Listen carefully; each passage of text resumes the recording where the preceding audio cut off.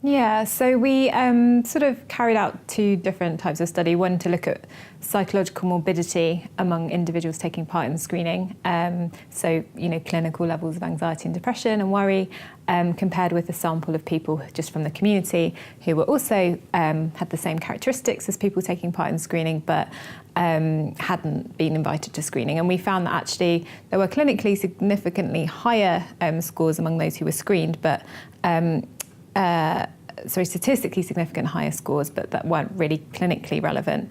But then we also sort of undertook a more in-depth study to ask people about their experience, and we really find a really diverse range of responses. So people, really vary in how they respond to screening. And importantly, there's opportunity to capitalise on positive responses and modify negative responses to kind of optimise well-being and also support positive behaviour change. So we sort of mapped the various psychological and behavioural responses that people have.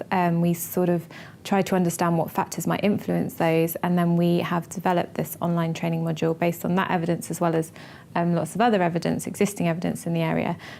So we have a module that uses a combination of written text and films to model different scenarios of communications between patient and nurse. So it's sort of a pragmatic and brief training module that shows nurses how to communicate about more tricky aspects of lung screening. One of the things that I thought was quite striking as a clinician, and who perhaps just hasn't put as much thought necessarily into the way that you might address certain things, but there's a real balance to be struck. So for example, if you're giving somebody, whether it's good or bad news, telling them about a normal result, you don't want to over-reassure them, and yet you don't want to make them anxious. So really communicating correctly and appropriately is really key. And that's what's really great about the training module, is that it really shows and illustrates how to do that.